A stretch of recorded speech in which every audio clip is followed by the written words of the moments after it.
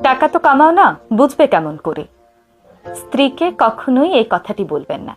কথাটি খুব স্বাভাবিক মনে হলেও এটি খুবই ভয়ঙ্কর একটি কথা। এই একটি কথাই আপনার স্ত্রীর হৃদয় ভেঙে টুকরো টুকরো করে দিতে পারে। আমাদের সমাজে প্রায় দেখি অনেক পুরুষরাই বিভিন্ন কথা কাটাকাটির সময় কিংবা টাকা পয়সা নিয়ে একটু মনোমালিন্য হলেই স্ত্রীকে বলে বসেন, টাকা তো ইনকাম করো না, টাকার মর্ম তুমি বুঝবে কেমন করে? সারাদিন খাটাখাটনি করে আমি বাইরে থেকে পয়সা রোজগার করে আনি, তুমি কি করো? সাধারণত দেখা যায় আমাদের দেশের বেশিরভাগ মহিলারাই বাইরে গিয়ে হয়তো সরাসরি অর্থ উপার্জন করেন না। তাই যারা গৃহিণী তাদের কাজকে অনেক সময় সঠিক মূল্যায়ন করা হয় না। কিন্তু ভেবে দেখুন তো, যিনি গৃহিণী তিনি সকাল থেকে শুরু করে রাত পর্যন্ত যে কাজগুলো করেন সেগুলোকে আপনি কোনো অর্থমূল্য দিয়ে বিচার করতে পারবেন?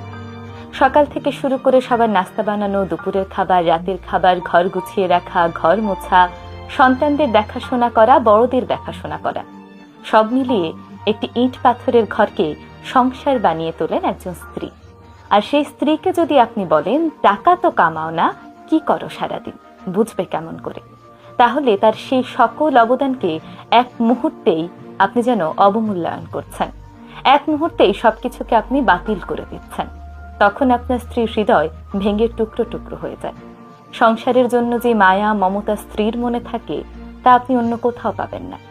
একটি ঘর শুধুমাত্র টাকা দিয়ে হয় না, দুজনের পারস্পরিক সহযোগিতার মাধ্যমে একটি সংসার গড়ে ওঠে। আপনি যদি মনে করেন আপনার উপার্জন করা অর্থ দিয়ে ঘর গড়ে উঠেছে, সংসার চলছে, তাহলে সেটি আপনার ভুল ধারণা।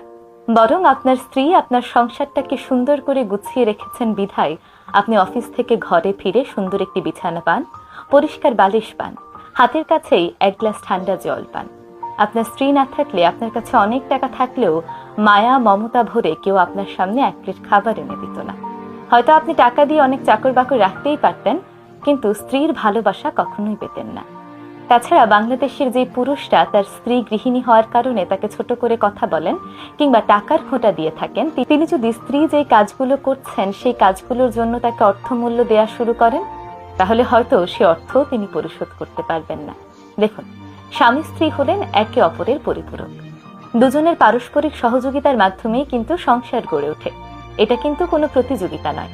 আপনি আপনার স্ত্রীকে টাকা দিয়ে তার উপর কোনো দয়া করছেন না, একইভাবে আপনার স্ত্রীও সংসার গুছিয়ে রেখে আপনার উপর দয়া করছে না।